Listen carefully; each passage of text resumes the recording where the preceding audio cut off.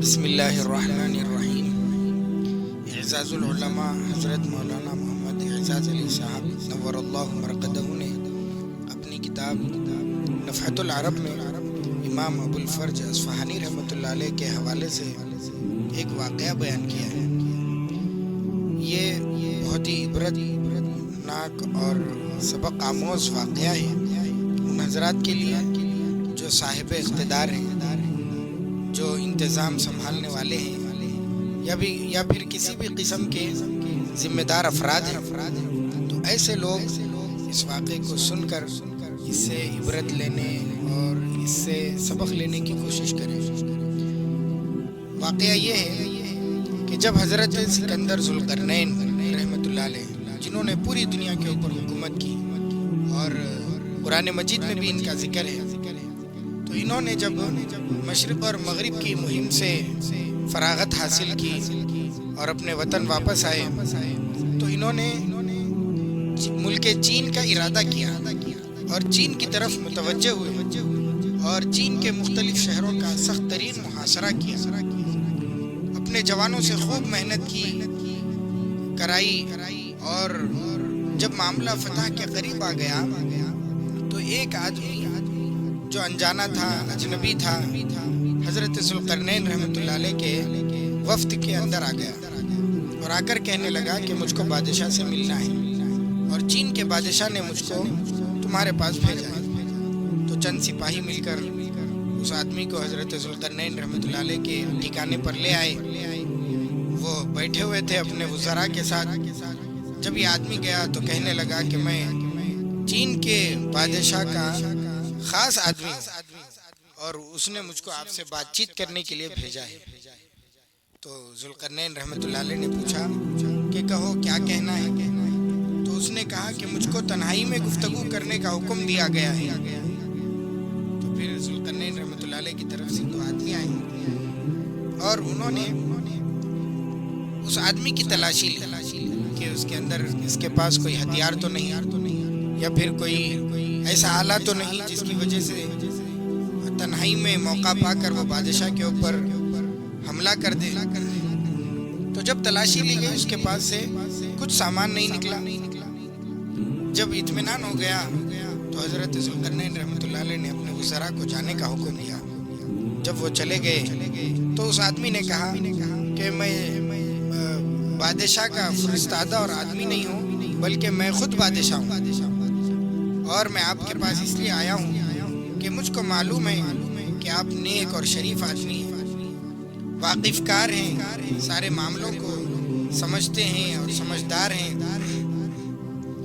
ہر طرح کے قابل اطمینان آدمی آپ ہیں۔ اس لیے میں آپ کے پاس آیا ہوں کہ اگر آپ کو مجھ سے کوئی دشمنی ہے اور آپ مجھ سے کوئی اپنا انتقام لینا چاہتے ہیں تو مجھ کو ختم کر دیجئے۔ میں آپ کے سامنے بیٹھا ہوا ہوں اور لڑائی کا بھی میرا ارادہ نہیں ہے، اور اگر آپ مال چاہتے ہیں تو آپ جتنا طلب فرمائیں گے میں اس سے زیادہ ہی دوں گا۔ تو حضرت ذوالقرنین رحمۃ اللہ علیہ نے اس کی یہ بات سن کر کہا کہ تو نے تو اپنے آپ کو خطرے میں ڈال لیا۔ تو اس آدمی نے کہا جو بادشاہ تھا کہ میں دو خطروں میں مبتلا ہوں، یا تو آپ مجھے قتل کر دیں گے تو اس صورت میں میری سلطنت کے آدمی کسی دوسرے آدمی کو اپنا بادشاہ بنا کر آپ سے جنگ کریں گے، یا پھر آپ مجھ سے مال لیں گے۔ تو اگر میں مال آپ کو دے دوں گا تو رعایا میں آپ کی تعریف بھی کروں گا کہ اس آدمی نے ہم سے جنگ کو ٹال دیا اور امن و امان کو قائم رکھا، آپ کی تعریف بھی کروں گا اور مال بھی آپ کو مل جائے گا۔ تو یہ دو ہی خطرے میرے پاس ہیں۔ تو تھوڑی دیر تک حضرت ذوالقرنین رحمۃ اللہ علیہ آرام سے بیٹھ گئے، سوچ میں اور معاملہ فہمی میں غرق ہو گئے، کافی دیر تک غور و فکر کرتے رہے۔ پھر جب ان کو معلوم ہوا کہ یہ آدمی جو بادشاہ ہے بہت سمجھدار ہے تو انہوں نے فرمایا کہ سلطنت کا 3 سالہ پیشگی ٹیکس میں چاہتا ہوں، 3 سال تک جتنا بھی ٹیکس ہوگا جو مقرر ہوگا تو 3 سال کا آپ میرے کو فوراً ابھی دے دینا، اور پھر اس کے بعد ہر سال آدھا ٹیکس دیتے رہنا۔ تو بادشاہ چین کا بادشاہ جو تھا اس نے سنا اور سن کر کہنے لگا کہ اور بھی کچھ آپ کی مانگ ہے یا پھر اتنا ہی بس ہے؟ تو حضرت سکندر ذوالقرنین رحمۃ اللہ علیہ نے کہا کہ اتنا ہی مجھ کو کافی ہے، لیکن ذرا سوچ کہ اتنا مال دینے کے بعد تیری رعیت کا کیا ہوگا، کیا حشر ہوگا، تیرا پورا ملک کنگال اور فقیر بن جائے گا، اتنا ادا تو کیسے کر پائے گا؟ تو شاہ چین نے کہا کہ میں اپنی رعیت کو اس کی تکلیف نہیں دوں گا، بلکہ میں اپنے پاس سے پورا پیسہ ادا کروں گا، اپنے خزانے سے دوں گا۔ بس جب وہ جانے لگا تو کہا کہ اللہ ہماری دونوں کی باتوں پر نگہبان ہے، چونکہ تیسرا آدمی تو کوئی تھا نہیں وہاں پر۔ تو بس یہ بادشاہ حضرت ذوالقرنین رحمۃ اللہ علیہ کا شکریہ ادا کرتا ہوا چلے گیا۔ اب جب دوسرا دن آیا تو یہ بادشاہ اپنے پورے قوم اور قبیلے کے ساتھ اور بڑی فوج کے ساتھ حضرت ذوالقرنین رحمۃ اللہ علیہ کی فوج کی طرف متوجہ ہوا اور ان کی فوج کا سخت ترین محاصرہ کر لیا، ہر جگہ سے ان کو گھیر رکھا تھا، یہاں تک کہ کتاب میں لکھا ہوا ہے کہ لوگوں کو ہلاکت کا اندیشہ ہو گیا، آپ تو نہیں بچ سکتے، اتنی فوج لے کر آ گیا۔ پھر دیکھتے ہی دیکھتے وہ بادشاہ جو کل رات آیا تھا حضرت ذوالقرنین کے پاس رحمۃ اللہ علیہ کے پاس، وہ سامنے آیا اور اس کے سر کے اوپر تاج تھا اور شاہی کپڑے پہنا ہوا تھا اور بہت جاہ و جلال کے ساتھ حضرت ذوالقرنین رحمۃ اللہ علیہ کے خیمے کے اندر آ گیا۔ جب حضرت ذوالقرنین رحمۃ اللہ علیہ نے اس کو دیکھا تو کہنے لگے کہ تو کل آیا سو آدمی ہے نا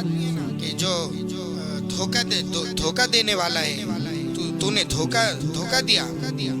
تو اس چین کے بادشاہ نے کہا کہ میں آپ کو دھوکہ دینے کے لیے نہیں آیا ہوں، بلکہ میں جنگ لڑنے کے لیے نہیں آیا، بلکہ میں تو اس لیے آیا ہوں تاکہ آپ یہ نہ سمجھیں کہ میں آپ سے مرعوب ہو کر صلح کر رہا ہوں، بلکہ لشکر کی یہ جو تعداد ہے آپ جو دیکھ رہے ہیں اس سے کئی دگنی تعداد، بلکہ اس سے بھی زیادہ تعداد وہ ہے جس کو آپ نہیں دیکھ پا رہے ہیں یا جو آپ کے سامنے نہیں آ سکے، اتنی تعداد میرے پاس لشکر کی ہے۔ طاقت ہونے کے باوجود میں آپ سے صلح کر رہا ہوں محض اس وجہ سے کہ کہیں میری رعیت کو، میرے ملک میں بسنے والوں کو تکلیف نہ پہنچے، ان کا خون نہ بہے، میں اس لیے صلح کر رہا ہوں۔ حضرت ذوالقرنین رحمۃ اللہ علیہ کو اس کی بات بہت پسند آئی تو کہنے لگے کہ 3 سال کا ٹیکس جو تھا وہ میں نے تیرے لیے معاف کر دیا، اور جو بھی آدھی باقی تھی وہی دیتے رہنا بس۔ یہ سنا بادشاہ چین کا،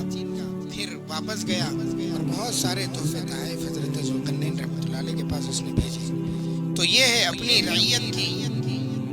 خاطرداری کرنا، ان کی حفاظت کرنا، صیانت الملوک رعایاہم، کہ بادشاہوں کا اپنی رعایا کے ساتھ حفاظت کا معاملہ کرنا، ان کو بچانا، ہر بری چیز سے ان کی حفاظت کرنا، ہر بلا سے، چاہے وہ زمینی سطح کی ہو یا کسی بھی سطح کی ہو، یا پھر دوسروں کی بری نظر سے ان کو بچانا، یہ ایک بادشاہ کا اور ذمہ دار آدمی کا کام ہوتا ہے، اپنی رعیت کی حفاظت کرنا۔ اللہ تعالیٰ ہم سب کو صحیح طور پر اس واقعے کو سمجھنے کی اور اسے سبق لینے کی توفیق عطا فرمائے۔